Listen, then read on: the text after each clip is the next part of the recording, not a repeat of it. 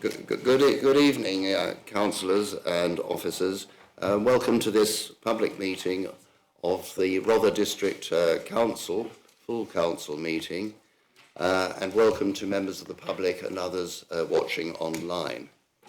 This is the first meeting, full meeting of the council in 2026.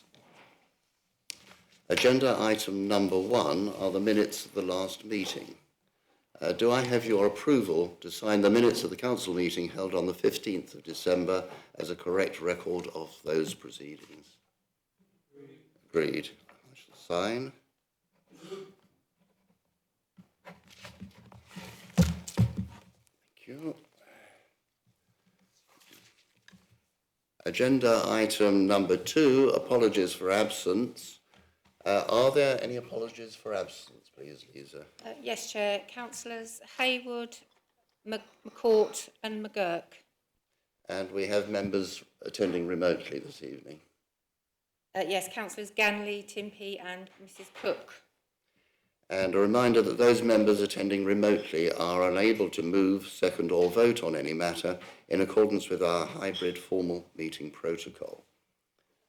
Agenda item number 3, disclosures of interest and dispensations. Are there any disclosures by members of interest and any dispensations in matters on the agenda? If so, please declare the nature of any such interest under the terms of the Code of Conduct. Councillor Maynard. Thank you, Chairman. Agenda item 8 and 11 as an executive member of East Sussex County Council. And Councillor Rathbone-Ariel. Only as mentioned in item 6, member of Sussex Wildlife Trust. And Councillor Thomas. As Chair of the Housing Company, also item 8 as the representative on the museum, and item 12 as a member of the Refugee Council. Councillor Prochak. Thank you, Chair. Sussex Wildlife Trust and patron of the Delaware Pavilion. Councillor Cooper. And Councillor John Barnes. On all items to do with the budget, Vice Chair of Etchingham Parish Council, member of the Friends of Rye Harbour, member of the Sussex Wildlife Trust. And Councillor Gray. Can I join in and say that I'm also a member of Sussex Wildlife Trust? Councillor Burton. Ditto. Councillor Drayson. Items of the budget, member of Bexhill Town Council. And Councillor Winter. Thank you, Chair. Member of Bexhill Town Council. And Councillor Mary Barnes. And Councillor Field. Budget, member of East Sussex County Council. And Councillor. Come on. member of Bexhill Town Council. Thank you, Terry. Councillor Kirby Green. The budget as a member of East Sussex County Council. Yes. And I see that Councillor Timpey is online, and you're declaring an interest, Councillor. Yes, thank you, Chair. Item 8, I'm a trustee of the Delaware Pavilion and also a Bexhill Town Councillor. Thank you. And Councillor Burton. Apologies, I'm also a member of Battletown Council for the budget. And Councillor McLaren. Item 8, I'm a member of Battletown Council. Councillor Field again. Sorry, I'm astonished, I forgot the Delaware. All right, well, we're not guilty of under-declaring, I'm sure, and I suppose I would declare the budget if everybody else does. But I think that must be taken as read. Are there any further disclosures? No. Members are reminded to reiterate interest at the time the matter is discussed. Briefly, please. My communications. Item number 4. Since we last met, I have attended the One Voice Children's Musical Concert at the Delaware Pavilion and the Battle Singers Christmas Concert at St Clement's in Hastings Old Town. Both were excellent as always. On the 18th of January, I attended the opening of the new Sports Pavilion at Battle, which was the result of 10 years' hard work by local people. On the 5th of February, I paid a visit to the Rye Youth Club with local councillor McGurk and heard about the work of this much-needed facility. On the 18th of February, I paid an informal visit to Rye Food Bank, where I learned a great deal about their work and the local needs. I remain open to invitations to local charities, clubs, societies, schools, etc., in my official capacity. Sadly, I note the death of former District Councillor Joy Hughes, who served on the council from July 2001 until May 2019, representing Bexhill Central Ward. She was chair of the council in 2012 to 13 and a cabinet member for most of her time on the council, with housing, welfare and equalities as her main portfolios. She also served on the council's planning and licensing and general purposes committees. Some councillors may wish to speak. Councillor Maynard. Thank you, Chairman, and thanks for the opportunity. Unfortunately, it seems to be a very regular thing to have to pay tribute to a former colleague. But in the case of Councillor Hughes, she had a long and interesting life and was very much a true Bexhill resident, and indeed worked in Bexhill for much of her working life as well. I think that she had a very long term on Rother District Council, and I think that she was particularly passionate and used to get, as I remember, rightly so, some would say, very emotional about the things that she cared about, particularly around housing and older people. And she was a very diligent cabinet member in that regard, both under the leadership of the late Councillor Gubby and myself. And but she also was an integral member and long-standing member of the Planning Committee. She absolutely enjoyed the Planning Committee, as many Planning Committee members do. I think you have to, considering the workload that you have to undertake. But she was also a very active ward councillor as well, and served, until relatively recently as a member of this council. So it is nice to hear that she had such a long life.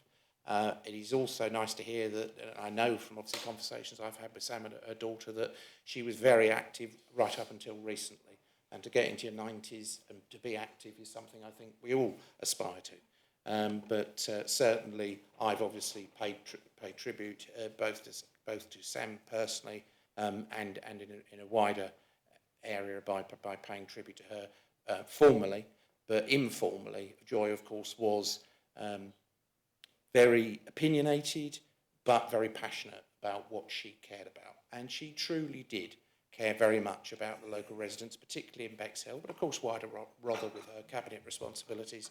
But she cared very deeply about the things that she found that she was interested in. And again, housing was her passion. She had an incredibly good working relationship with the officers of this authority.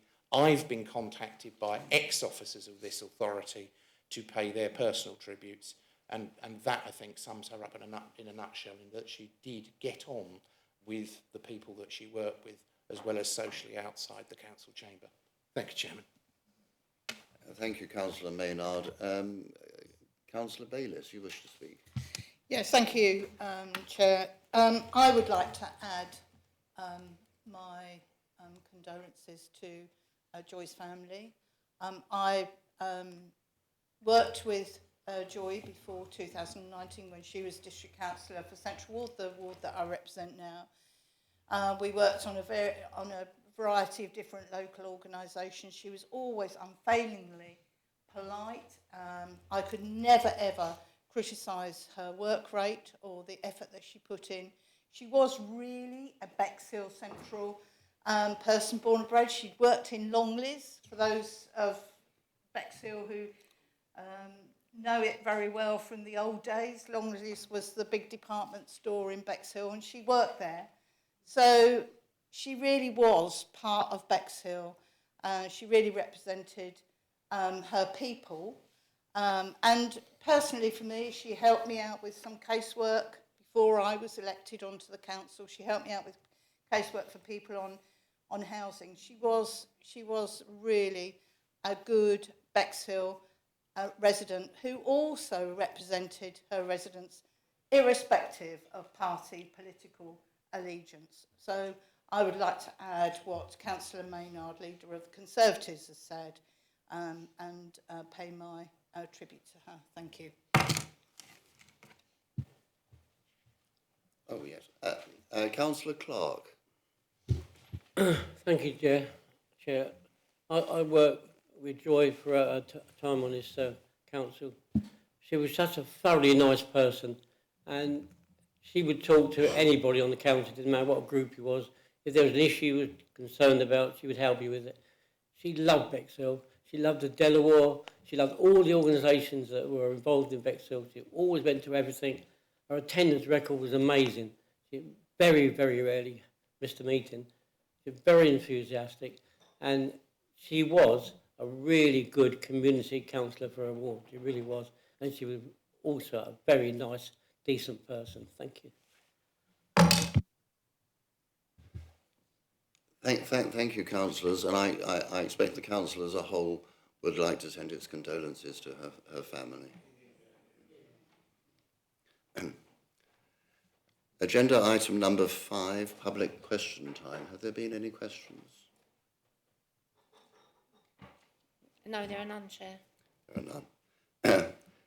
Agenda item number 6, members' question time. And we have Councillor Osborne.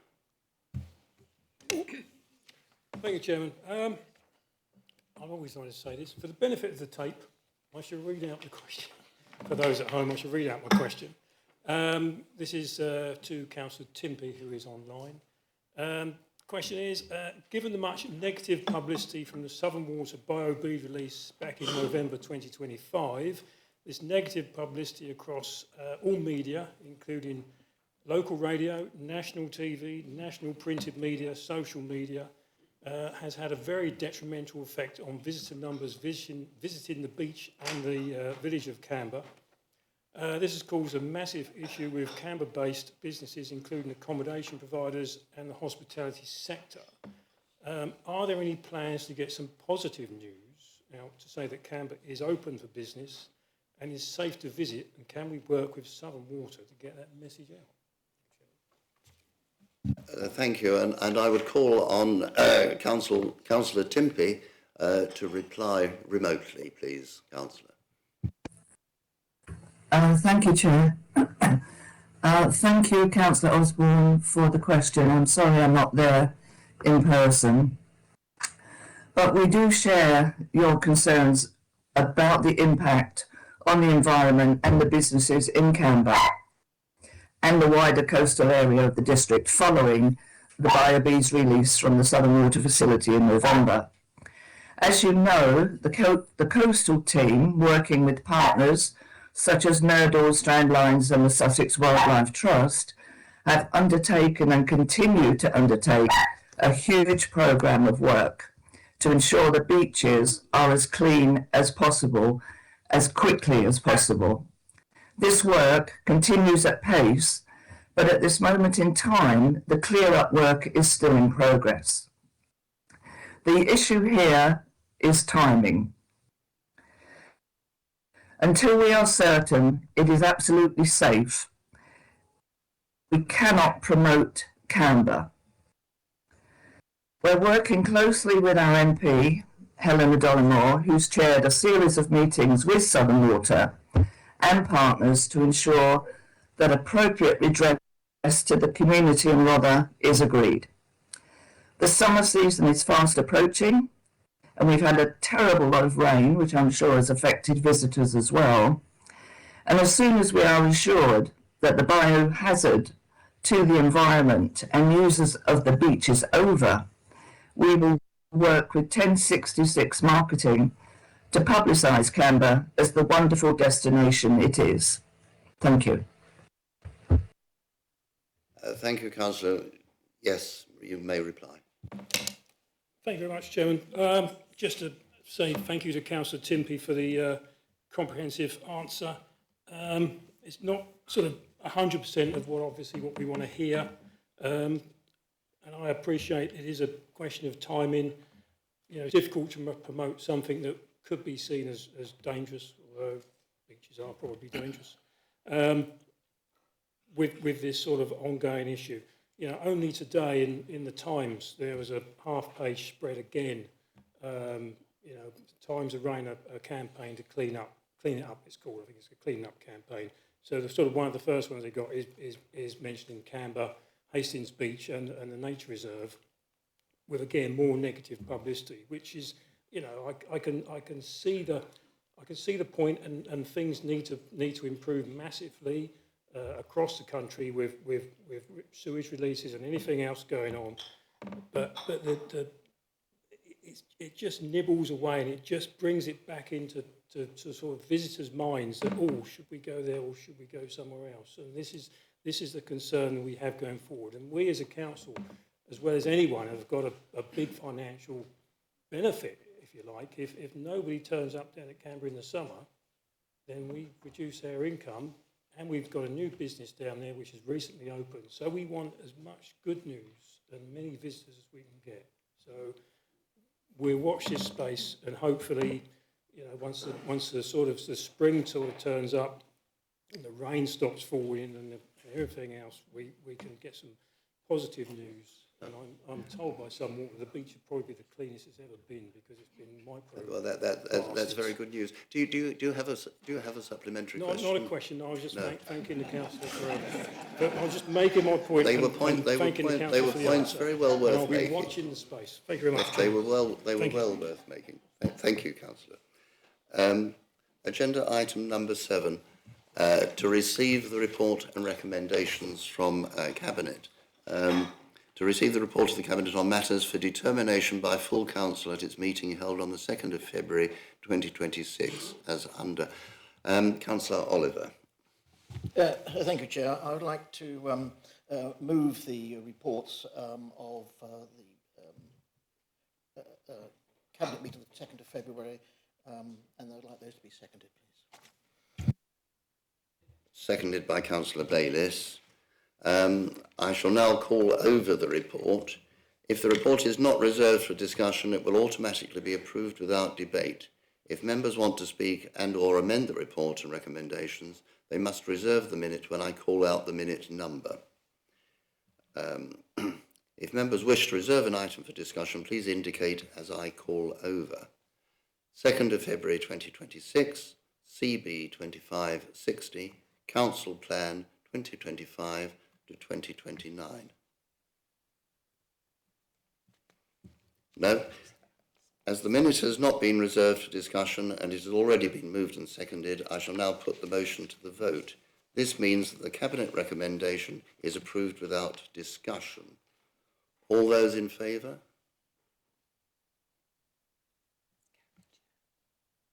Overwhelmingly carried. Do I have to do against? No, thank you. Councillor Oliver. Thank you, Chair. I'd just like to add the work that was put into bringing the council plan to what we have actually seen. Officers worked very diligently on this, bringing everything together so that we could actually see everything in one particular programme of reports. And I think when you read it, we look back and reflect on, you know, Rother is a good place to be, to live. Hopefully we can keep working on that, but it's an important part of us going forward. And I would just like to acknowledge the work that officers did to bring that together. Thank you. Thank you, Councillor Oliver. Moving on to agenda item number 8, which is the Budget and Council Tax Resolution 2026 to 27 and Medium-Term Financial Plan 2026 to 29. And this is the Budget and Council Tax Resolution 2627, Medium-Term Financial Plan 2026 to 29, to consider and, if thought fit, to pass a resolution in the terms set out in the report. In accordance with Council Procedure Rule 17.5b, a recorded vote will be taken on this matter. And I shall repeat, please be reminded that in accordance with legislation, a vote by roll call will be taken for the substantive motion and any amendments made to the budget. The Democratic Services Manager, Monitoring Officer, will be asked to read out the names of each member present and record those for and against and abstaining for each vote taken. I then call Councillor Oliver.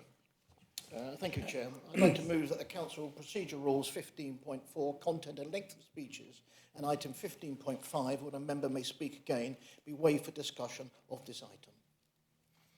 Yeah, I think I have some re-declarations. Shall we go round in order? Councillor Maynard. Councillor Kirby Green. As a member of his... Councillor John Barnes. Councillor Drayson. Member of Bexhill Town Council. Councillor Gray. Sussex Wildlife Trust. Councillor Burton. Battle Town Council, Sussex Wildlife Trust. Councillor Thomas. Housing Company and Bexhill Museum. Go backwards there to Councillor McLaren. Member of Battle Town Council. And Councillor Connor Winter. Member of Bexhill Town Council. Councillor Rathbone Ariel. Yes, Sussex Wildlife Trust. Councillor Field. East Sussex County Council, Delaware Pavilion. Councillor Prochak. Councillor Cooper. Rother District Housing Company. Councillor Byrne. Thank you, Chair. Member of Bexhill-on-Sea Town Council. We have Councillor Timpey online. Thank you, Chair. We declare Delaware Pavilion Trustee and Bexhill Town Councillor. Right, and obviously my own interest has on the budget. Councillor Oliver, I do apologise. I jumped ahead. Do you wish to say any more? No. And so this will need to be seconded by Councillor Bayliss. Right. Do I just go those in favour? This is recorded vote. This is a recorded vote.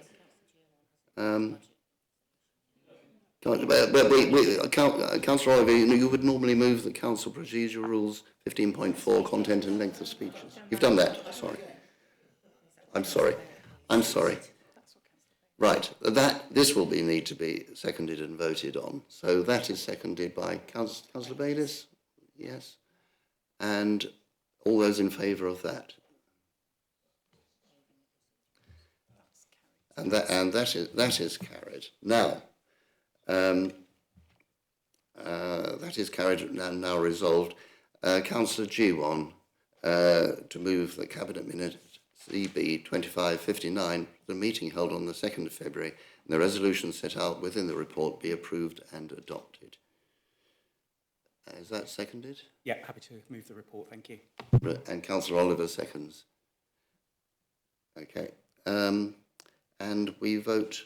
Well, it's proposed, it's seconded, and debate. Councillor John Barnes. Since everybody else seems very reluctant to speak tonight, Mr. Chairman, I will break the habit of lifetime.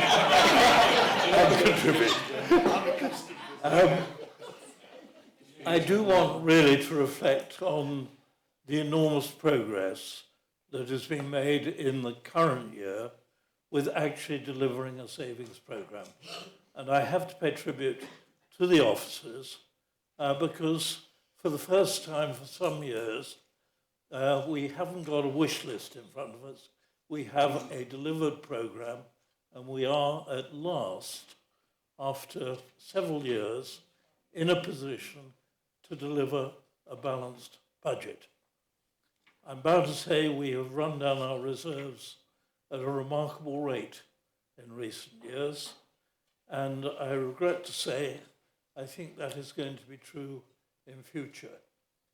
I regret that, but I think the blame lies very clearly with the current government, who actually set in train what they said was going to be a robust financial settlement lasting 3 years, which would reward those authorities that had real deprivation.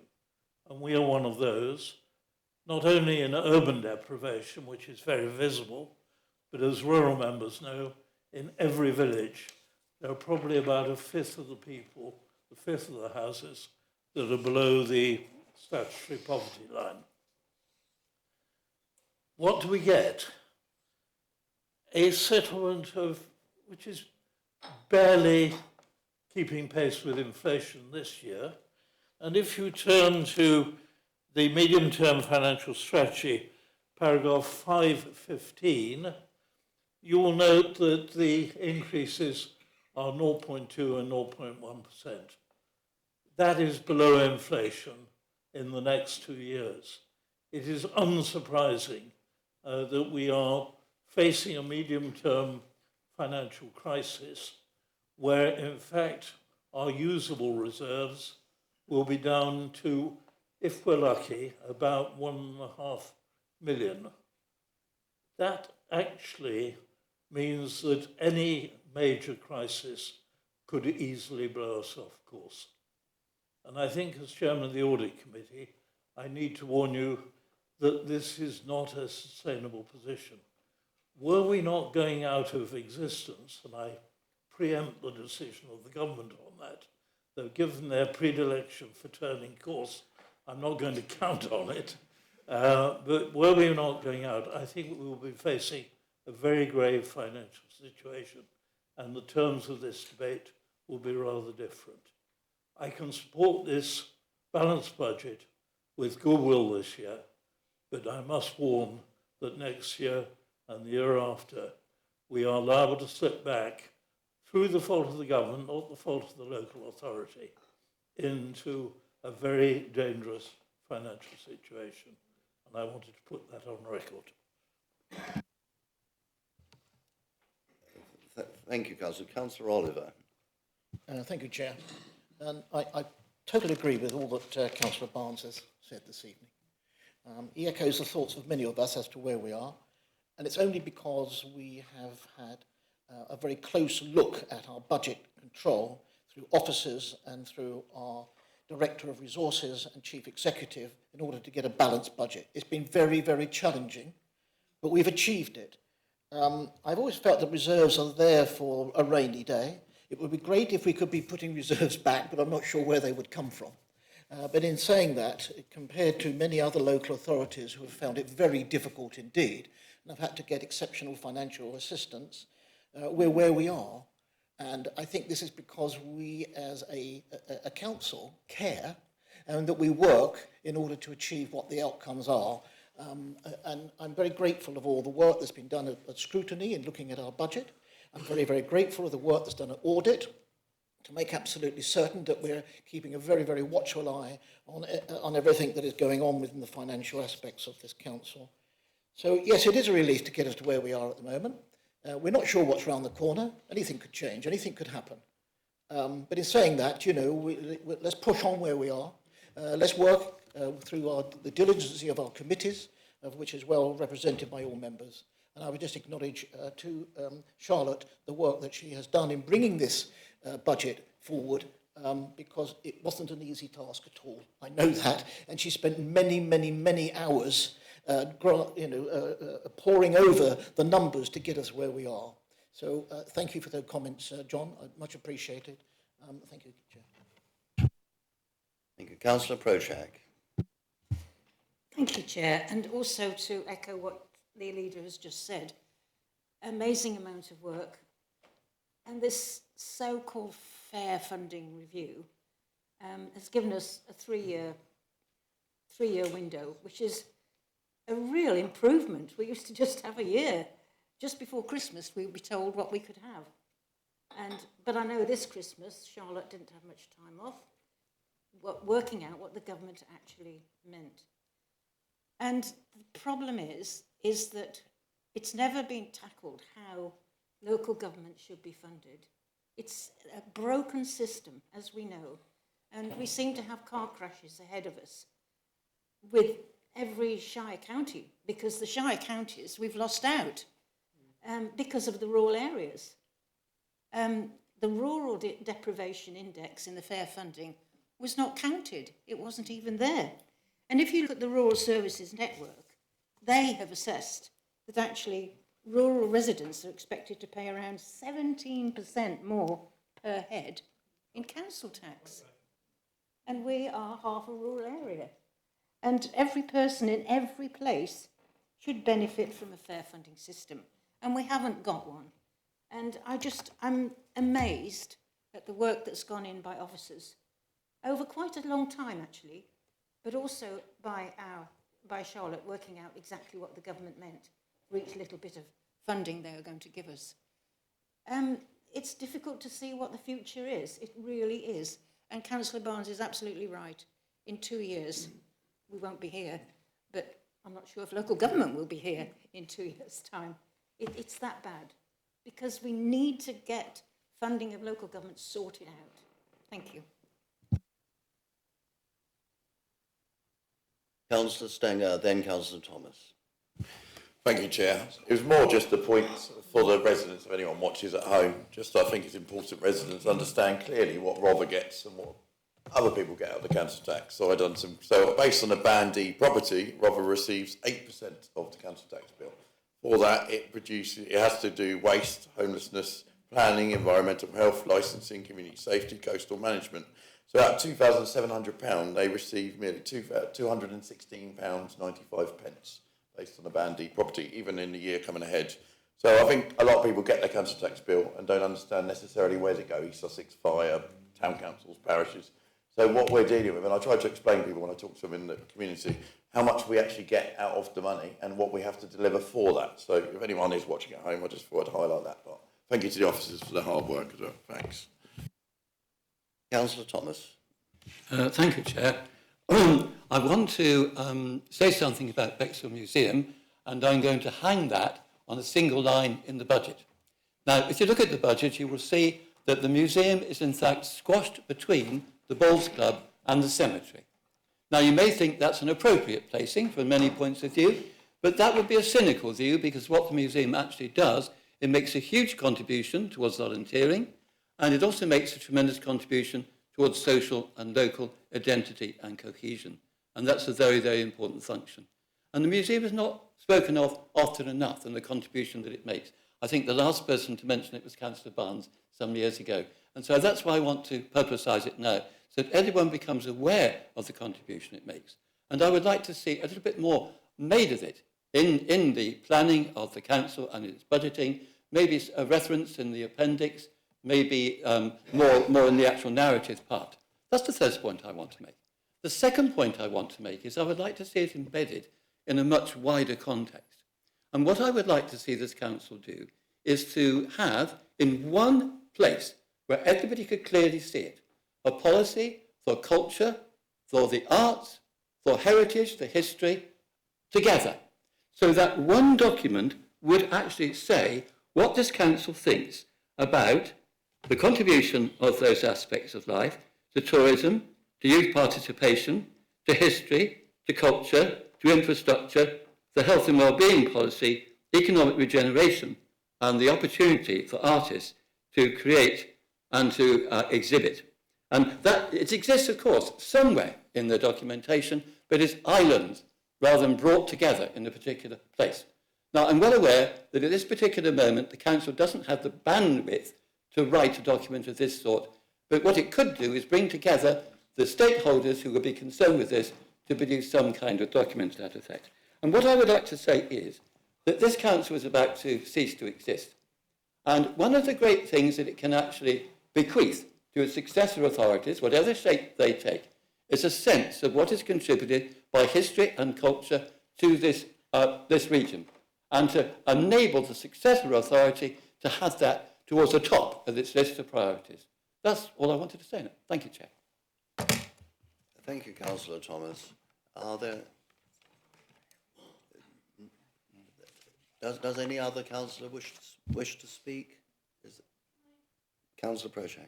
Allowed to speak twice, my goodness. I just wanted to support what has just been said about culture and the arts. I found this amazing article, which I'd like to share a bit of it with you, because there's a woman called Daisy Fancourt, who's Professor of Psychology and Epidemiology at University College London. And what she has done is brought together in something called Art Cure. She's brought together all the research projects, confirming what we have already suspected. Art is good for us. And she goes through all the research projects about each art form, and it helps our mental health, our happiness. It even helps us to live longer in some research projects. And so I applaud what your ambition is for that. She goes on to say, she argues, if a drug boasted such benefits as the arts and culture, governments would be pouring billions into it. But instead, we know what we find, that that's the first thing that people think should be cut. So I would support your idea. Thank you. Councillor Maynard, then Councillor John Barnes. Thank you, Chairman. At the risk of going off at a tangent, and that's not something I'd normally do in a budget speech. No, I won't, don't worry. But I think that Councillor Thomas makes an interesting point. I can remember when I led the council that we put significant investment into Bexhill Museum. I think it was £1 million refurbishment. I can also remember spending a day with John Surtees, and for those of you who know your motor racing will know that he was the only world champion on 2 wheels as well as 4, and he came down and opened Elva Way for us for not a penny. He did it because he wanted to be involved, because he acknowledged the importance particularly of Elva in Bexhill, whereupon obviously Bexhill is the birthplace of motor racing. The reason I'm standing to speak now is because I don't think still that we make enough of the fact of the motor racing routes in Bexhill, indeed of Elva motor cars, which are, if you know your motor racing, the significance of Elva as a vehicle builder cannot be underestimated. I think we can do more in terms of pushing that, because whilst there are a lot of cultural attractions in Bexhill, certainly share Councillor Prochek's view around the arts, there are some exciting, tangible things around motor racing and around the motor racing history that I think we don't make enough of. And that's something I'm sure there will be some agreement across the chamber that we certainly need to renew our focus in that direction. Thank you, Chairman. Thank you. Councillors are making excellent points that I remind everyone we are discussing this year's budget, or the coming year's budget. Councillor John Barnes. As somebody who watched his first motor race back in 1952, I can echo what Carl Maynard says about the importance of Bexhill as the home of motor racing. I will not follow that tangent, though, nor the attractive thing that actually Councillor Thomas has set out, although as somebody who lives in a historic house in a historic landscape, I think actually it's a very good idea. What I do want to do is just underline the importance, perhaps, of the fact that the government wiped out nearly all the grants, including the rural delivery grant, because, as we all know, local services are much more costly to deliver. It's not merely we have rural deprivation, but actually the cost of delivery of services to an authority like ours, which has numerous parishes to deliver in, is huge. Probably not for tonight, but I think certainly for our last year of full existence, we ought to consider a resolution asking the government very formally to take on board the concerns expressed by the rural network and ask them to actually consider a proper reform of the local government system instead of this half-baked 3-year settlement called fair funding, which has worked out totally unfairly for rural authorities. Thank you, Councillor Barnes. Nobody else is indicating that they wish to speak. in which case we move to a vote. And this will be conducted by Lisa Cooper. Thank you, Lisa. Thank you, Chair. So I shall read out your names alphabetically. Please answer for, against or abstain. And this is for the Budget and Council Tax Resolution as set out in your agenda papers. Councillor John Barnes. For. Mary Barnes. For. Bayliss. For. Biggs. For. Burton. For. Byrne. For. Chowdhury. For. Clark. For. Coleman. For. Cooper. For. Creaser. For. Delaney. For. Drayson. For. Field. For. Gordon. For. Gray. For. Groner. Hacking. For. Giawan. For. Killeen. For. Kirby Green. Legg. For. Maynard. McLaren. For. Mear. For. Oliver. For. Osborne. Proshak. For. Rathbone Ariel. For. Stanger. For. Thomas. For.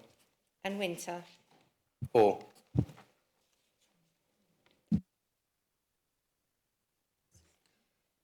And I declare that that is passed unanimously.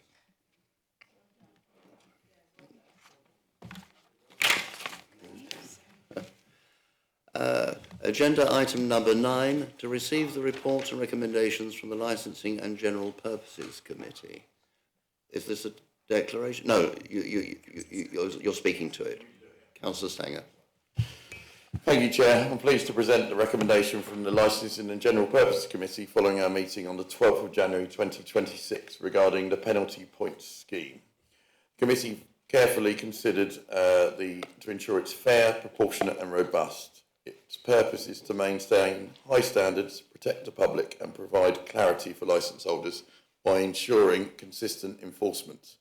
We believe it strikes the right balance between supporting responsible businesses and addressing repeat and serious breaches appropriately. I have therefore moved that the Council adopts the recommendation as set out in the report. And do you have a seconder? Do I? Yeah. Oh, yes. Thank you, Councillor. Drayson. Yes. In that case, I shall call over the report. I shall now call over the report. If the minute is not reserved for discussion, it will automatically be approved without debate. If members want to speak and or amend the recommendation, you must call out the minute when I call out the minute number. 12th of January 2025, LG 2509, penalty points scheme.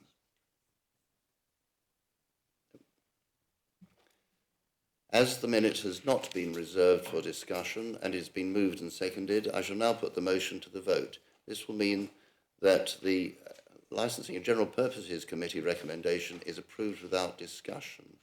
All those in favour? And that is carried unanimously. Thank you. Thank you, Councillor Stanger.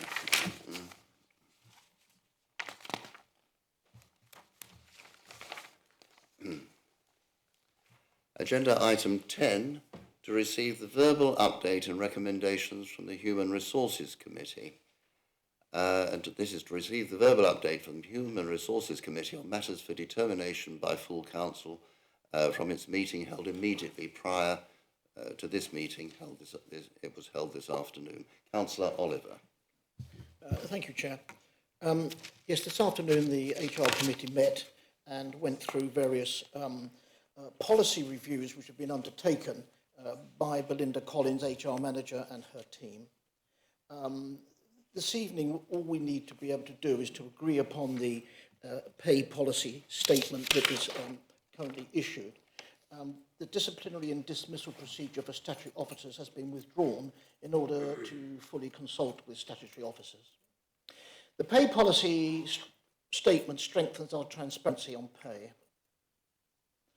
It's a statutory requirement under Localism Act 2011 that must be approved annually and published on our website. The draft follows MHC LG guidance and the Local Government Transparency Code 2015. It confirms that from the 1st of April 2026, we will apply a national pay awards to all staff while retaining our local terms and conditions. It also reflects the April 2026 national living and minimum wage rates. We continue not to operate performance-related pay or bonuses. Permitted payments remain limited and controlled. One role-relevant professional subscription per employee on our area and acting up allowances for temporary additional duties. Evidence-based market supplements and introducing target retention payments carried up to 15% in hard-to-fill critical roles subject to spending control panel approval. Redundancy terms are unchanged at 1.75 times the statutory calculation and will be capped at 30 weeks and 20 years service. Any severance package of £100,000 or more requires a full council approval with the components clearly discussed. The statement sets out lawful deductions and recovery alignment to the Employment Rights Act 1996, maintains gender pay gap reporting. The statement includes senior pay multiples and other benefits of transparency. Subject to approval, HR will implement and publish the statement and brief services. I recommend to Council that the Pay Policy Statement 2026-27 be approved and adopted. I ask full Council approval of this item and authorise HR to implement and communicate the arrangements on approval. Thank you, Chair. Thank you. Do you have a seconder? Councillor Bayliss. As there is no report to call over, do members wish to debate the matter, the Pay Policy Statement 2026 to 2027? Does any councillor wish to debate? No? In that case, in which case I put the motion to the vote. All those in favour? And again, that is carried unanimously. Thank you. Thank you. If I may, Chair, just to add, the work that's been done by the manager of HR, Belinda Collins, who hasn't been in good health, but she has brought all this together with her team, in particular Sam Schwelp, I get his name right, who has worked in bringing forward. And if you look at the reports and the work that's come into it all, it's got us into a position where we need to be going forward, aligning ourselves to other local authorities, aligning ourselves to what LGR and everything else will need us to have our house in order. And a significant amount of work there. It really has been a mammoth task. And they've done that within the capacity of their day-to-day duties. So it just goes to show again that we are really blessed with some really diligent and hard-working officers who are completing this work in a very, very difficult timetable. Yeah. Indeed, and I'm sure the microphone's picked up the councillors' murmurs of approval of that statement. Agenda item number 11, and this is a motion to council. It was going to be proposed by Councillor McGurk, who sadly can't be with us in person, and I anticipate it will instead be proposed by Councillor Burton. So, in accordance with Council Procedure Rule 13, consideration be given to the motion to council which has been submitted by, we now say, Councillor Burton, as detailed in the agenda. As a reminder, motions can only be debated for a maximum period of 30 minutes per motion, and we are counting. Councillor Field to redeclare. Not only to redeclare, but to declare. I'm a member of East Sussex County Council. Redeclare by earlier interest. Thank you, Chair. Yes, please. Ditto. Councillor Drayson. Just a question on procedure, Chair. If it's now being moved by Councillor Burton, does it need to be seconded? It will need to be seconded when we get there. Councillor Gray. I'm happy to second it. Well, thank you. We're taking redeclarations at the moment. Any more redeclarations or declarations? No? No. So, Councillor Burton first. Councillor Burton. Thank you, Chair. Well, of course, I am surprised to be proposing this motion, but I'm also very pleased. And listening to the discussions that's come up tonight from my fellow colleagues, there's so many references to the content of this motion, and it's even okay to be emotional. And I've been involved in this right of way for at least 10 years, so I am a little emotional. Councillor Burton, I don't like to. Sorry. I don't like to interrupt. But for the sake of those listening at home or following the debate, could you perhaps outline the words of the motion, please? Chair. It's quite a long motion. Let me, the motion, Rother District Council notes, so I need to go over to the motion section. Is that correct? Apologies. Okay, thank you. Yes, motion, the motion was proposed by my colleague, Councillor McGurk, but I am now proposing it. That we ask that this council supports the East Sussex County Council repair and upgrade the National Cycle Route 2 from Gibbets Marsh to Float Lane, Bridlewath. Apologies for my muddle. And please continue with Right, proposing. okay. Excuse me if I repeat, but it's really important that we've referenced the content of this document, this motion, in different references so far this evening. We've talked about being emotional, and that's okay, because I've been involved in the maintenance of this rights of way for at least 10 years.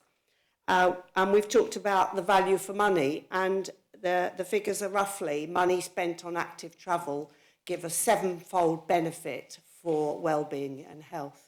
So it's really important, and repeatedly this council talks about the importance of tourism, and this falls under that. So why was I asked to second the motion? And that's because I have been the Hastings and Rother Sustrans Ranger Coordinator, which was responsible for the notifying the wear and tear and signage of the National Cycle Network across Hastings and Rother, and including this particular section. And as I said, until I stood down from that about 18 months ago. But it's much more than the right of way.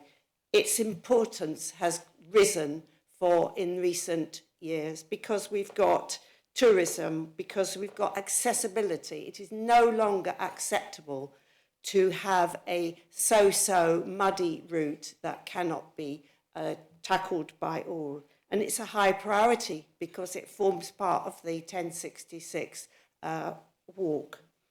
So it's in a very bad state. It's unable to be used by even the most able-bodied in most of the months of the year. And East Sussex, it's a rights of way, and East Sussex County Council has had money. My colleague, Councillor McGurk, has identified in your report that East Sussex County Council has received money for active travel. So we need to say, why not this stretch of Bridleway? Why can't it be done? And that's what I'm asking this council to support. And in a wider vision is, where else can we get the benefit of active travel money from East Sussex County Council, is my proposal. Well, thank you very much. And Councillor Gray, are yours? Councillor Gordon, yeah. you wish to second. And do you wish to reserve your right to speak until later? Can I speak now, or do I have to hold my fire? So you may hold your fire until later. I shall hold my fire.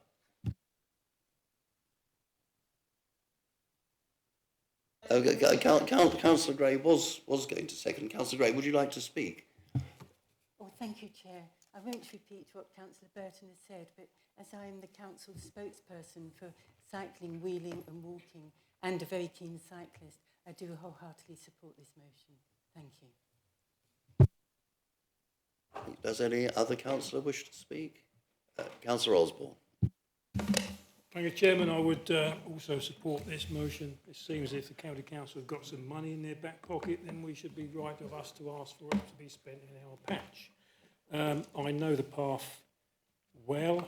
I used to live at the top of Capel Cliff, which sort of is over the bottom, and it goes between there and there. I can remember when it was a muddy path, probably about that wide, probably some 20 odd years ago, 22, 23 years ago, it was literally a muddy path.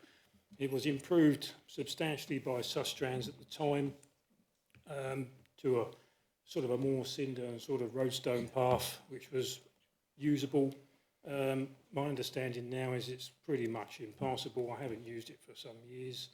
And that would be a shame. I remember speaking to the leader of the County Council, and he said, well, we never took them over, and they never sort of signed a contract to say they would be maintained because they were put in by Sustrand, which is a shame. In my own patch down at Canberra, the paths down there in the last 2 years, the one that went from Jury's Gap to the border of Kent at Lydd was tarmacked, and that is absolutely fantastic. And if the same could happen with the one from Gibbets Marsh to the corner of Dunwoman's Lane, that would be equally useful. So I support the motion. Thank you very much, Chairman. Councillor Hacking first. A quick one, but just to say, my father's sheep all escaped round there this morning, and he can report that this is not in a good way. So it does need doing. Councillor Rathbone Ariel. Yes, thank you, Chair. As someone who regularly gets the train to Winchelsea and cycles around there, and any extra routes around there would be most welcome, so I support this. Other councillors? Councillor Maynard. Thank you very much indeed, Chairman. And I'll redeclare, I have already redeclared, but I redeclare my interest as an executive member of East Sussex County Council. I think we just ought to just take a step back before we take a step forward, hopefully. And that is, when we say in point 2, clarity on how active travel and transport funding allocations will be used within Rother District. Well, that, Chairman's always happened. I held the Transport and Environment portfolio for a number of years, as many in this chamber will know, and I was delighted to be able to open a cycle path as a tribute to a local cyclist who sadly lost his life in Ryle on one of the main roads. I won't go into details for obviously the privacy of the family, but it is really important to have properly accessible routes, whether they be for cyclists, as County Councillor Holledge would be very keen on that, but for walkers, for parents with buggies, you know, it's important to have accessible routes. However, you know, if you're talking about lobbying for a particular route, that I would normally expect that to come from a town or a parish council. I'm a little uneasy as a county councillor supporting a particular route because I don't want to prejudice any decisions that are made by the Cabinet at East Sussex County Council in relation to any funding. So for that reason and that reason only, it's not because I don't support it, but for that reason only, I will abstain on this vote. Thank you, Chairman. Thank you. Councillor Coleman.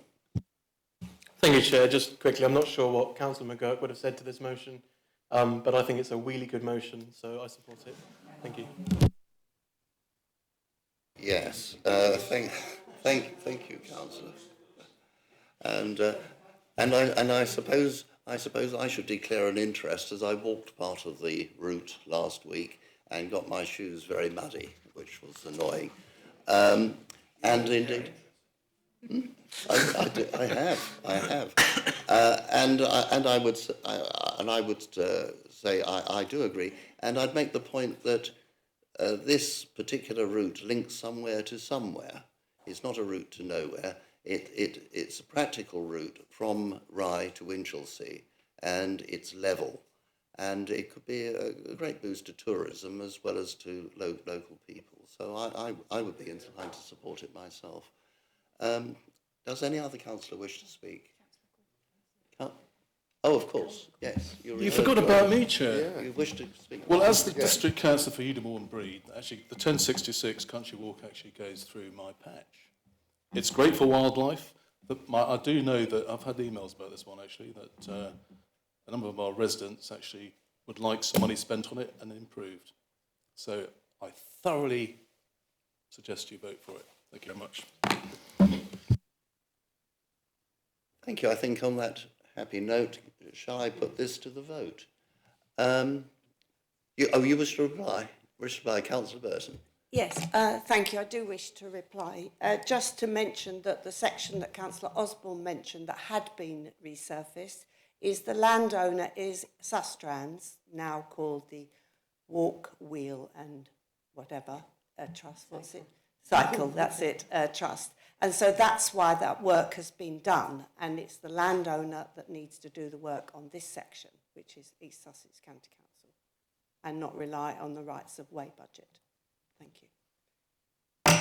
Well, thank you, Councillor. Then I shall put this to the vote. All those in favour, please indicate.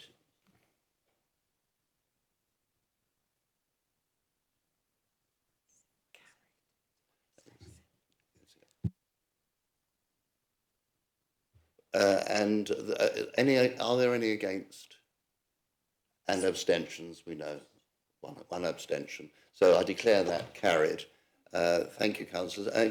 Councillor Burton, thank you very much for stepping in at short notice. It's a very difficult thing to do, and I do appreciate it. Thank you. I wasn't as prepared as I would have liked to. No, not at all. And I'm sorry I interrupted you, but I think it helped.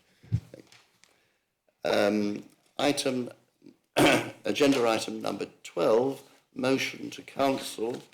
In accordance with Council Procedure Rule 13, consideration be given to the motion to Council which has been submitted by Councillor Bayliss as detailed on the agenda. As a reminder, motions can only be debated for a maximum of 30 minutes per motion. Councillor Bayliss. Yes, thank you, Chair. I will come to the motion, but I just want to sort of outline at the beginning of my speech why this particular motion has been put forward. I'm the Rother District Council member on the Sussex Police and Crime Commissioners panel. I was present at the meeting, the recent meeting of the panel, when we heard from the member for Wealdon District Council about the situation with regard to the protests and the weekly protests that are now taking place in Crowborough, and the fact that the Commissioner had attended the very first march that had taken place in Crowborough and had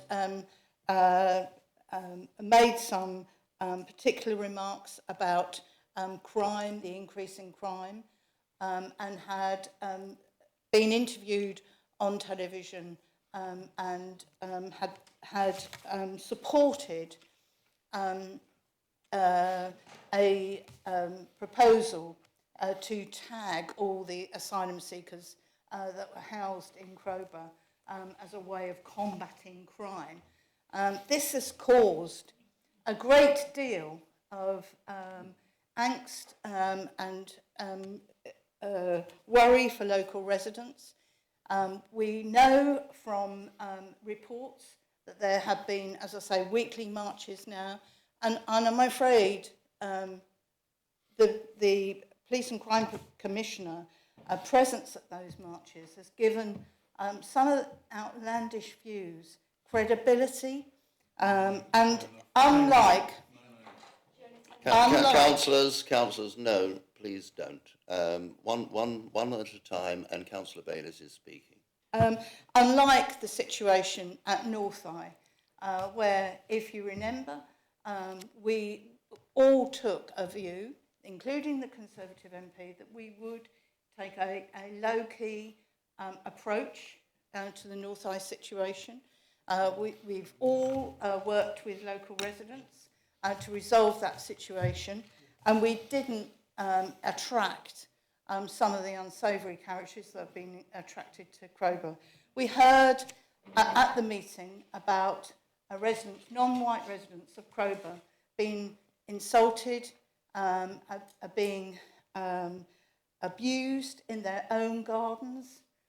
We've heard some terrible stories about people working in shops who have suffered abuse. And it's just It is just not right. Now, at the meeting, a colleague councillor of mine, the Green councillor who represents Lewis, put forward a censure motion, which I supported, and I'm asking Rother District Council to support that motion of no confidence that the panel passed. We were told at the meeting, the Commissioner walked out of the Police and Crime Commissioner panel meeting saying that we were out of order, that we had no power to do that. I have to tell you, as of today's date, no complaint has been received from the Commissioner about the way that the motion was debated at the panel meeting. So I ask that the Council resolves to record its support for the motion of no confidence and censure passed by the Sussex Police and Crime Panel, and to request that the Leader of the Council writes formally to the Minister of State for Policing and Crime and to the Association of Police and Crime Commissioners, asking them to give due consideration to the conduct of the Sussex Police and Crime Commissioner and its implications for standards and accountability nationally. Thank you. Thank you, Councillor. And do you have a seconder for that? Councillor Gray, you second. I do second, and can I just say a few words? You can speak now, or you can reserve your right to speak till I'd like later. to speak now, just to add Yes. on what Councillor Bayliss has said. This was, as we know, originally a Green Party motion put forward by Councillor Paul Keane at the Police and Crime Panel on the 30th of January. I have actually watched the recording. I don't know if anyone else has, but the Police and Crime Commissioner, Katie Bourne, was present at that meeting and was able to state her position. And in summary, she was saying that she felt harassed and that she was only doing her job. However, after listening to this discussion, the motion was passed with quite a large majority. And later, Lewes District Green Party published a press release, and I wonder if I could just summarise what was said.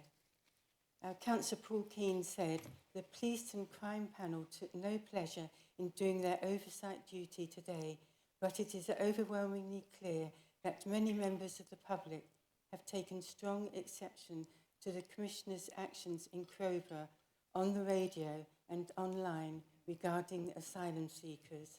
The motion was passed cross-party, but was actually not political.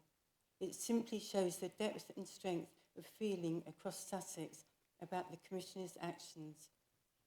With the state of the world as it is, PC members today stood up and represented their constituencies and clearly showed what Sussex is made of.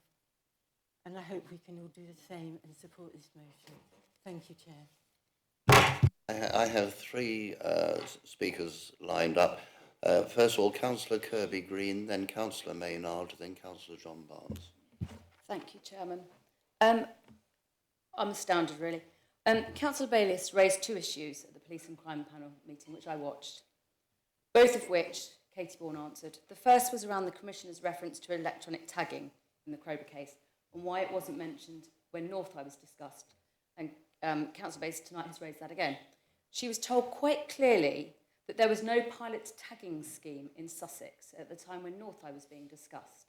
The Commissioner also made it quite clear that she had said it wasn't just for the benefit of other people, it was for the benefit of the actual people, the vulnerable people at the camp, because it would support them as well. The other question was, why did the Police and Crime Commissioner not attend any demonstrations in Bexhill over North High? Again, the Police and Crime Commissioner explained that there had been no need to.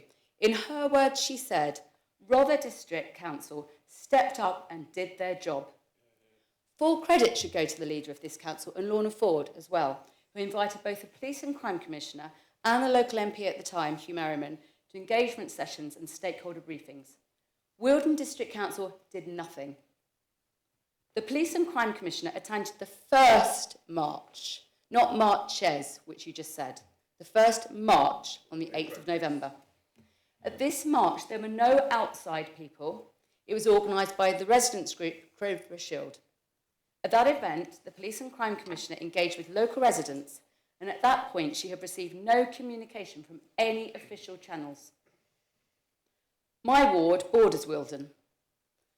I have huge connections with Wilden. My son plays football and squash in Crowborough. My son plays football and squash in Crowborough. We have family friends who've run a business for over 50 years, a large business in Crowborough. Beyond a no illusion, the residents of Crowborough overwhelmingly appreciated the Police and Crime Commissioner attending and listening to their views. That is her job. This is a very crude attempt to shift the focus from Wilden District Council's mishandling of the situation, which is in stark contrast to what happened here in Bexhill with regards to North Eye. And for political reasons, certain people are jumping on the bandwagon. I will not be supporting this motion tonight. I'm appalled at what has been said by you, Councillor Bayliss, because you've actually been factually incorrect. Thank you, Councillor. Councillor Maynard. Thank you very much indeed, Chairman. I mean, I've been a local authority member for nearly 30 years, Chairman, and I've never seen such an overtly political and inappropriate motion, either at this council or at the Police and Crime panel. It's very clear that the Police and Crime panel is there to apolitically scrutinise, just as other scrutiny committees in local authorities. And that's clearly not what has happened. A more effective preamble, Chairman, would be that her attendance at a protest march in Crowborough on 8th of November opposing asylum seekers. I would say a more effective preamble would be attended the first march in Crowborough to hear residents' concerns, Chairman. The Police and Crime Commissioner, Chairman, was doing her job. Nothing more, nothing less. If we had a contentious issue within our own wards, we as local councillors would surely go and attend and listen to local residents. That's a fact, Chairman. Doesn't matter what your political allegiance is. That is an elected person doing their job. That's exactly what happened here, Chairman. And it is very, very clear that there is a significant amount of misinformation around the type of people that attended those marches. Let us put it on record, Chairman. There have been no arrests whatsoever. How many marches have we had? I think it's over about 14 weeks. Can you think of any other marches where there have been, contentious issues such as this, where you have had no arrests? These aren't far-right demonstrators, as has been said in some social media comments. These are local residents who are concerned. It is entirely appropriate. And in fact, the Police and Crime Commissioner wouldn't be doing her job if she hadn't attended that first march. The fact of the matter is she's there to listen and represent residents as an elected representative. That is exactly what she did. And that is why I have to say I'm fundamentally opposed not only to the principle of this motion, but I think it is, to say it is advised is putting it mildly. It is absolutely fundamentally the wrong thing to do. Thank you, Chairman. Thank you. Councillor John Barnes, followed by Councillor Clark, followed by Councillor Thomas.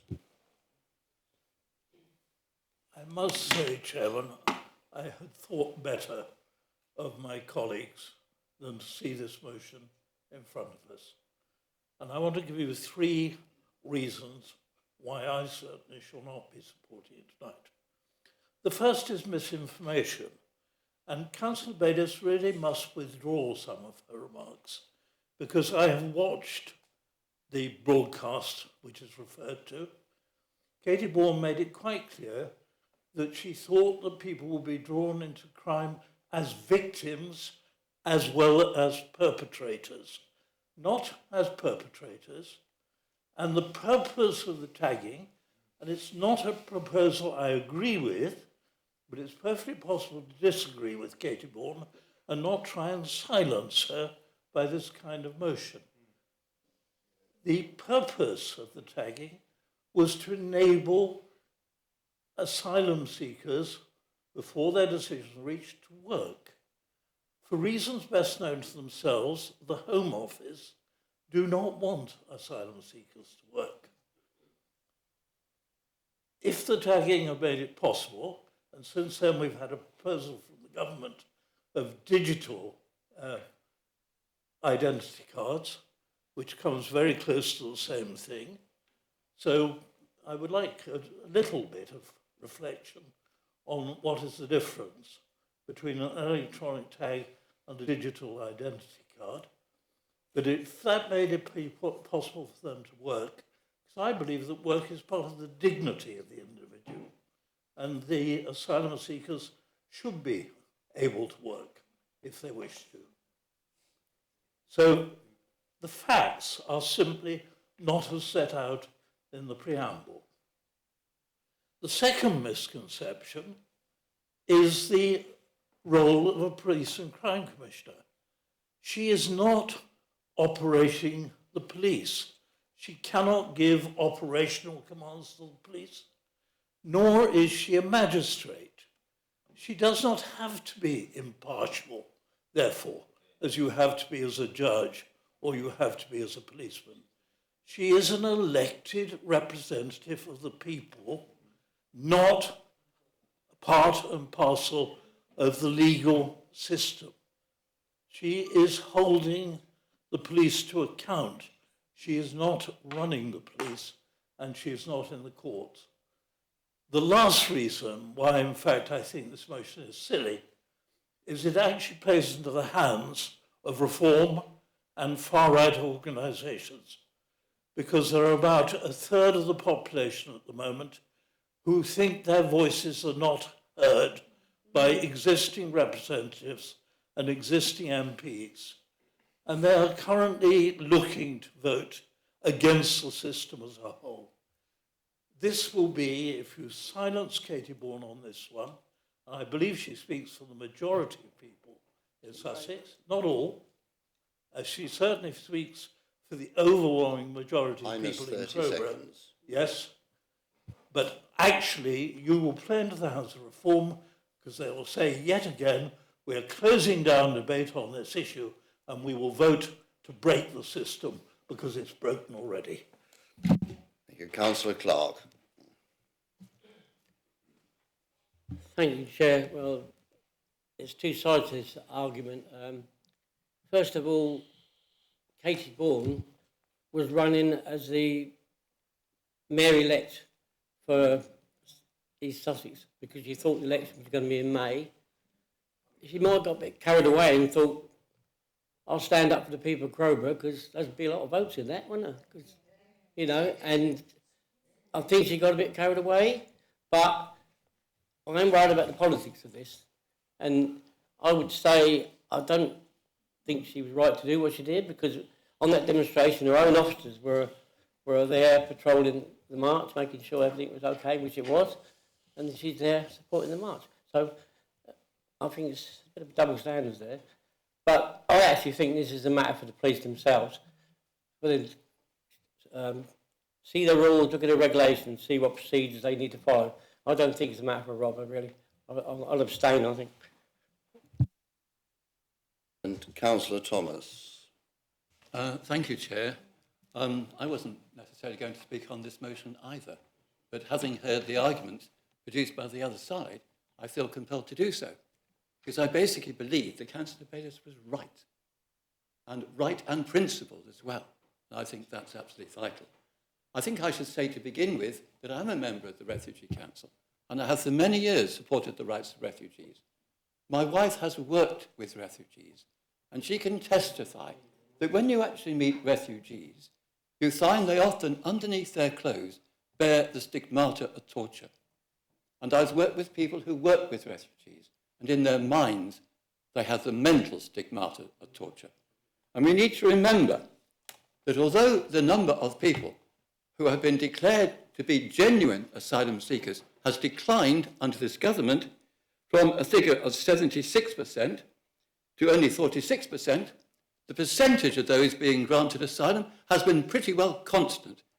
70%, because when these matters go to trial, any decisions against asylum are usually overturned. Now that's crucial as the background to this particular issue, because at the root of what people who are on the Facebook site Crowborough Say No is an engineered and deliberately got up sense of fear that asylum seekers present a real danger to ordinary people.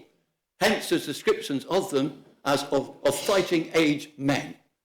Now, the reality is, yes, they are of fighting age, but they're actually also of an age to settle down, get a job, raise a family, and contribute to the community. And that's what they do. One of my closest friends, when I lived in London, was a refugee, and he went on to be one of this country's leading engineers responsible for many of the iconic buildings in this country. And that is how refugees are. They are people escaping, on the whole, torture, escaping fighting, escaping situations which are impossible. And those young men are set out to be, if you like, the people who will later be joined by their families and to settle down and to contribute. And I think it's a job of the police commissioner to actually counter misinformation and to say these are respectable members of society and this country has welcomed refugees over the generations from all kinds of countries and situations. And that principle was enabled in laws supported by Winston Churchill. Now, Councillor Barnes has talked about dignity. 24 seconds. How dignified is it to go to work wearing a shackle? How dignified is it to wear the stigmata which normally is given to high-risk offenders, burglars, robbers, etc.? That's not dignity. If you want people to work, let them work freely. So what I would say to you is, in a situation where we're seeing a right-wing movement, the time has come to oppose this and to say, in the interest of humanity, we support asylum seekers, and I would like to see the police commissioner very roundly condemn people who are creating false information about asylum seekers. Thank you. Thank you.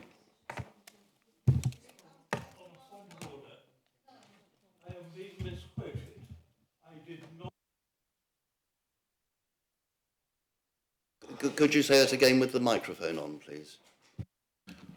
I'm being misrepresented, Chairman. I did not support electronic tagging. I differ from the Police and Crime Commissioner. I would like Richard Thomas to make clear that he is not actually attributing correct views to me. I say that if I did so, I apologise. Sorry, can I say, if I did so, I apologise very sincerely. John, I know you're a person of principle, but I think my point that you cannot support work and at the same time support tagging is correct. Thank you very much. I think chairmanship is easy when all councillors are agreed, Councillor Thomas. I'm going to take Councillor Gordon, then Councillor Winter, and then Councillor Biggs. Thank you, Chair. Councillor Thomas, I have many friends who are genuine refugees. Thank you very much. What actually happened here was a total failure by the Wealdon councillors to actually represent the people of Crowborough. And I really do think it's just a political deflection to sort of deflect it away from that fact. And I certainly will not be supporting this motion. So, Councillor Winter, then Councillor Biggs. Thank you, Chair. It's quite obvious to see when elections are upcoming. It's quite simple. You know, we've heard a lot of people's CVs this evening about who they are, what they are, and who they know. It's quite simple. This is not a matter for this council. You know, and to put it simply, we do not appoint the PCC. We do not oversee that office. We do not hold removal powers. And a motion to support a motion of no confidence in an independently elected office holder outside of our statutory remit risks overstepping our constitutional role. Our responsibility is to the residents of Rother, and our responsibility is to govern well within the powers entrusted to us, not to extend them. Thank you. Councillor Biggs. Thank you, Chair. This is mainly about tags. I've heard a lot about tags tonight. I've been a magistrate for 20 odd years. We do not give out tags like Smarties. So where are you all about these, eventually 500, I believe, refugees are going to be in Crowborough? There's no way they're going to get 500 tags. There's only 15. So where this tagging business is made a real do, forget about tagging, because we haven't got enough and they won't be tagged. You have to have special reasons to tag a person. So they won't be given out and they have to come to court to get a tag. So the tagging system should be ignored. It's not about the tagging. I think it's more about political. Thank you. Councillor Prochak. Thank you. Thank you very much for that last piece of information. really useful. So the Police and Crime Commissioner doesn't know about tagging, but she made that comment. And yes, there's been a lot of support for what she did, but where does that support come from? I know people who live in Crowborough. One said to me, I am ashamed every weekend. I am ashamed of the people who are chanting racist remarks. And he said to me, actually, the site is way out of the town. It's a long way out of the town. And so when Councillor Maynard said that this is an overtly political motion, my contention is that it was an overtly political motion that Katie Bourne decided to do, and Councillor Clark has summed it up quite rightly, but you've said, you've been kind to her. You said, oh, well, it was a bit of a misjudgment. But actually, going along to that march, it gave support. It gave support to that horrendous element that's being whipped up in our society.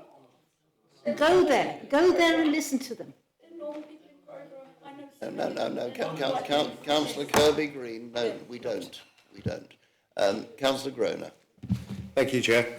I think I'm really happy that she went to that as a police and crime commissioner, because we know that these kind of events can lead to two-tier policing, which has gone on across the country for a long time, and I like a police commissioner to turn up and actually see the people that she's overseeing and making sure they're doing a good job and they're okay, and making sure that the other side is all right as well.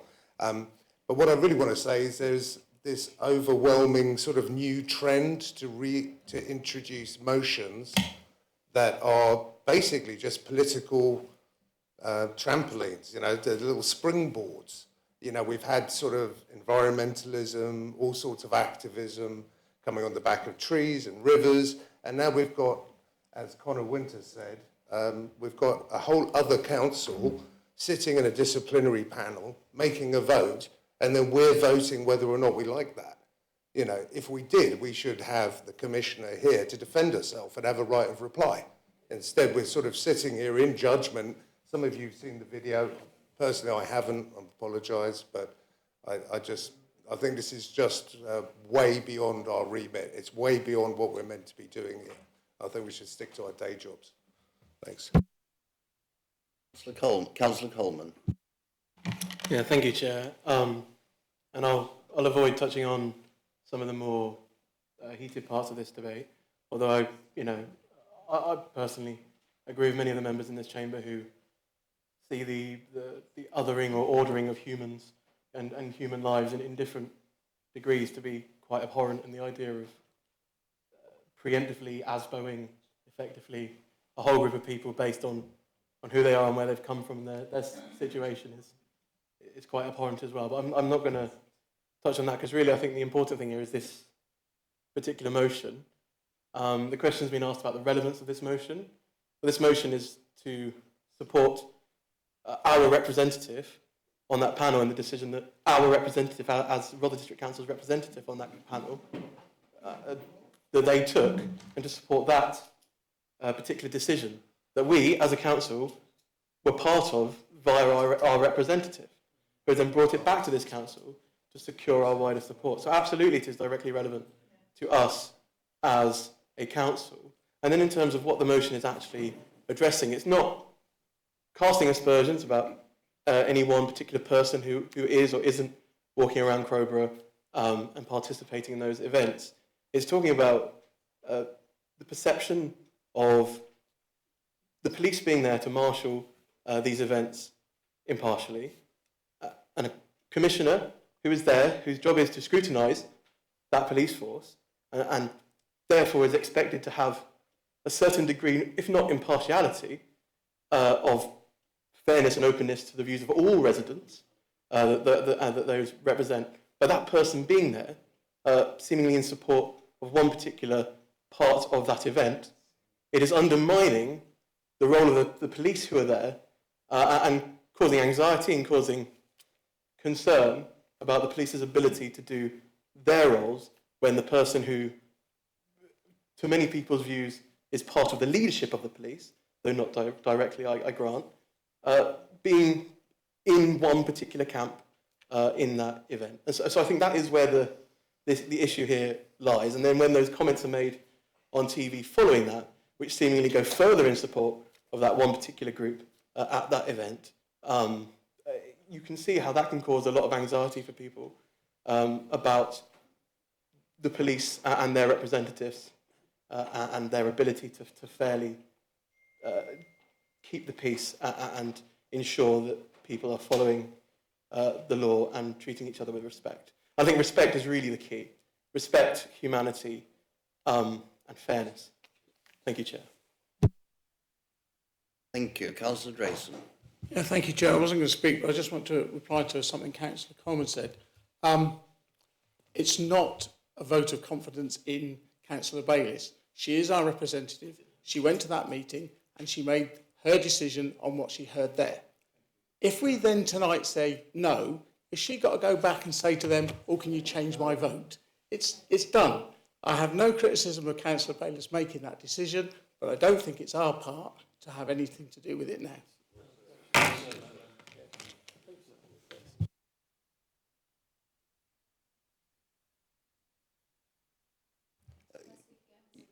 I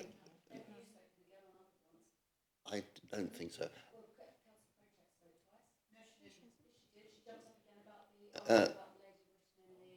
Anyway, I will stand up and I'll hear you very brief. I just want to say, I'm not casting aspersions on what you did. You can do whatever you do. But I think there are two things here. One is what Katie Bourne did. And we can all have our views on what the Police and Crime Commission did. But to actually start shouting out about the fact that they're all far-right fascists that are on these marches. I know so many people that aren't far-right fascists. They're genuinely upset and they don't vote Conservative. They might vote Liberal, they might vote Labour. But there has been a tone in this whole debate that if you went on a march in Crowborough, you're a far-right fascist, and that is absolutely not true. And a lot of people have brought that in. A lot of people have brought that in tonight. There's a difference between agreeing with what the Commissioner said, and actually I'd agree with you, Councillor Coleman. There's a difference between agreeing what she did, whether she did it or not, whether it was right or not, but to actually then bring in all this thing about all these people in Crowborough are fascist and right-wing nutters, that is just not true. And I think it's really, I mean, I don't know how many of you know people in Crowborough, but it sounds as though everyone does. Yeah, point of order. Yes, I think you've said your piece. Thank you. And does any other councillor wish to speak?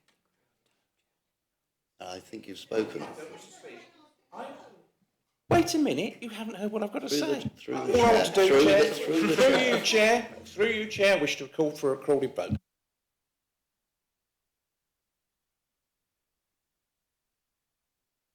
Yeah, and there more than 4 councillors having stood in support of that, I declare that there will be a recorded vote, which we shall proceed to in a moment.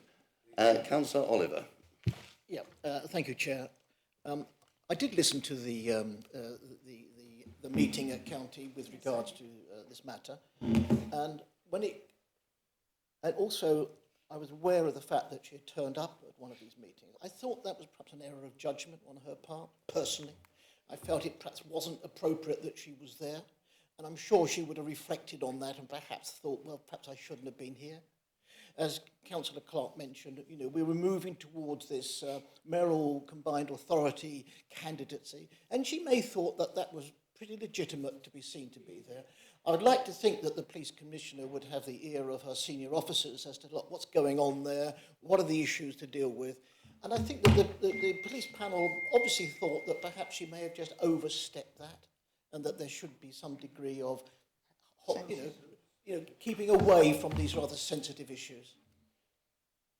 That's my view on it all, because I can recall making those comments at the time. Well, I personally just wish to state my position, which has wavered during the course of the debate, I have to say. This rather reinforces my view that I won't be sorry to see the back of police and crime commissioners altogether. I think that their creation was a mistake in the first place, but they will go.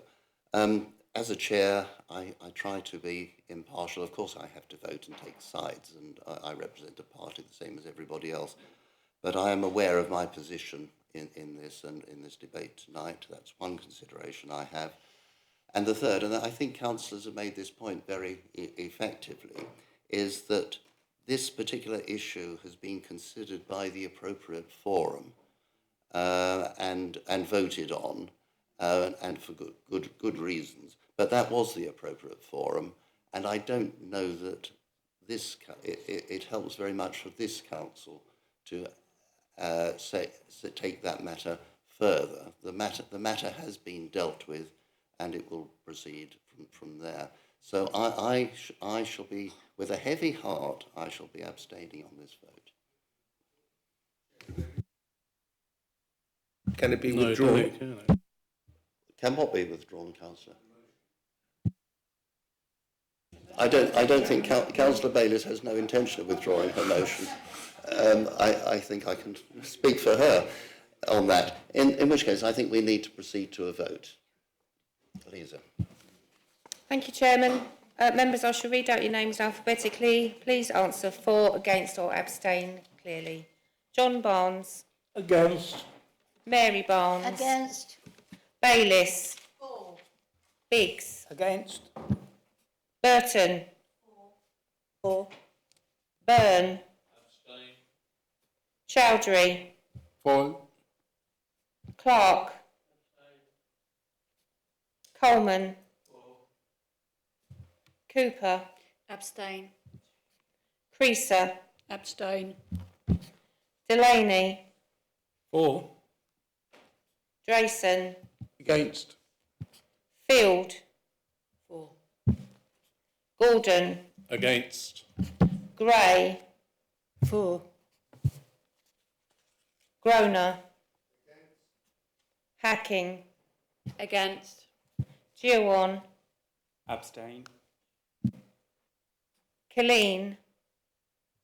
Abstain. Kirby Green. Legg. For. Maynard. McLaren. For. Mear. Abstain. Oliver. Osborne. Proshak. For. Rathbone Ariel. For. Stanger. For. Thomas. For. Winter. Against.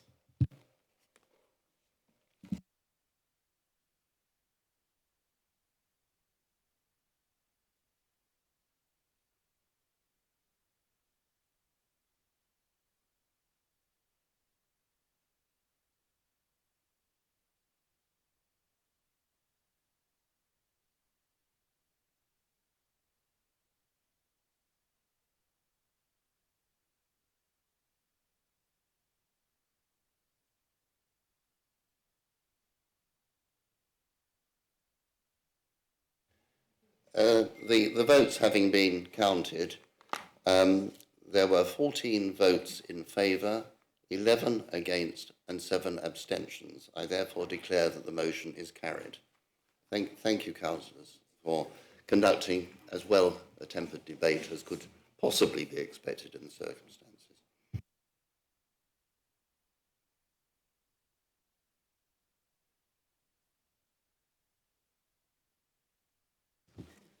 Agenda item number 13, nominations for Chair and Vice Chair of Council for the next civic year. It is the Council's custom to nominate its Chair and Vice Chair of the Council at the February meeting prior to the annual meeting being held in May.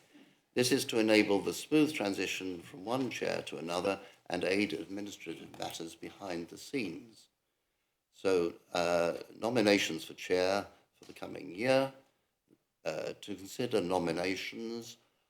Are there any nominations, please, for the appointment of Chair of Council for 26 to 27?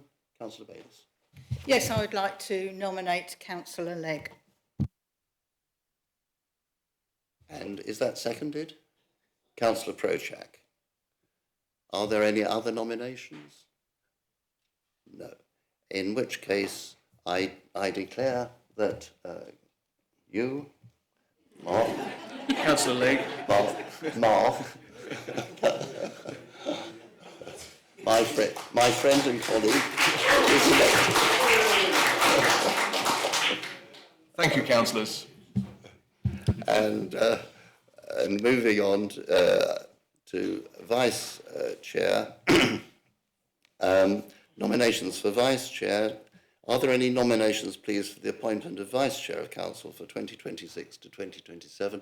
Councillor Gray. Thank you, Chair. I would like to nominate Councillor Jimmy Stanger. And seconded by? Me, Cheryl Creaser. Cheryl Creaser. Councillor Prochet. Thank you very much. I was going to be happy to second, but thank you, Councillor Creaser. I just wanted to say a few words about why this is a good idea, because we didn't think we were going to be in this situation where we needed another chair of council. And nominating Jimmy Stanger is quite special, because not many of you probably know his background. He has come from a very challenging background. Poverty, learning difficulties, and that kind of thing. So, what he's come through has made him into an amazing councillor. And I know for that last year of our council, and he will work with you, I know, across Rother, he has got superb energy. He makes me feel tired.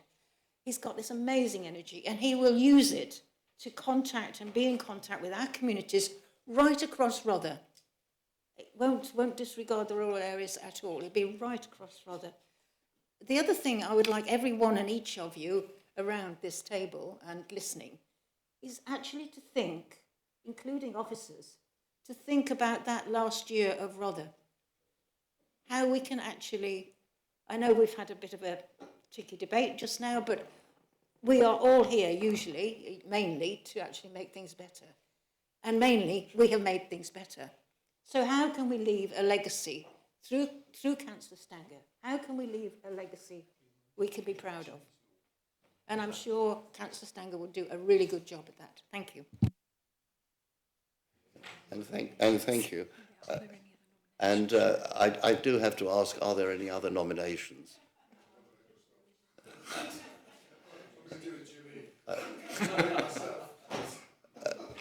Councillor Drayson. Do you have to ask if he accepts it? Councillor. Thank you very much, Councillors, and thank you, Sue, for your kind words. Thank you. Councillor Creaser, you want to say something? Yes, I would. The reason why I seconded Jimmy Stanger, councillor, is because he's absolutely amazing. The amount of energy he's got. You do have to tell him to stop fidgeting, but I think the fact of the matter is he will leave a legacy that will be the pride of us all, because his neuro-spiciness makes him very much more energetic, and also the fact he's a lot younger. Anyway, so well done, Jimmy. I'm so pleased for you. Councillor Coleman, then Councillor Oliver. Thank you, Chair. Since everybody is saying warm words about Councillor Stanger, I just want also, as much as I have to hold my constitution to support a Liberal Democrat, I can make an exception in this one instance, especially as he's only recently become one, and I'm sure we'll realise the error of his ways soon. Councillor Stanger is, of course, a working-class Sidley lad, and to see a person who lives in Sidley sitting in your chair, potentially in the future, is always going to be a positive in my book, so I fully support this nomination. Thank you, Chair. Councillor Oliver. Thank you, Chair. I'll be very, very brief. I really wasn't going to be mentioning about the chair or deputy chair. I just wanted to acknowledge this evening the way that the meeting up until the last debate was identifying that we were very collegiate and we were in agreement and we wanted to go forward. I think the last debate also shows that members care. And I think that's the most important thing. As elected representatives, we have a responsibility. When there are issues that are not just straightforward, we do care, and I thought the debate was such that it showed where we are. So I would just like to thank all members this evening that basically contributed to this full council meeting, because I thought there's some very, very important messages that came out of it this evening as to where we are and where we'd like to see ourselves go in whether or not we disappear in 2028. Who knows? Nothing would surprise me. Thank you, Chair. Thank you very much. Councillor Stanger, just briefly. Just to thank colleagues for their kind words and just to reinforce what others have said. We all have a responsibility in all parties, across no parties, to fight the, whatever you call it, we won't give them name, give them publicity, but the other ones trying to divide the community. So I think we all have a duty, whatever party, Conservatives, Liberal Democrats, Labours, Independent, Greens, to a common cause of decency and Nolan principles and just being good and working together. And I think we do work quite well, except that sticky issue a minute ago, but other than that. Councillors, in the absence of any other nomination, I declare Councillor Stanger duly elected as Vice Chair. And I associate myself with the comments that others have made in respect of both Vice Chair and Vice Chair nominees. Chair, not to be ignored. Thank you. I'm sorry, fellow ward councillor. Can I just say, congratulations to the chair for becoming the chair, Councillor Legg, because there's a lot of talk of the vice chair, but you are still the top dog, and I hope you have a very short leash. That's all I'm going to say. So, congratulations, and I wish you well for the next year.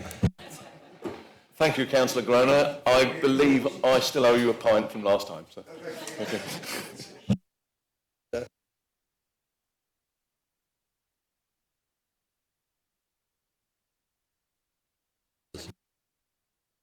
Thank you. 2017.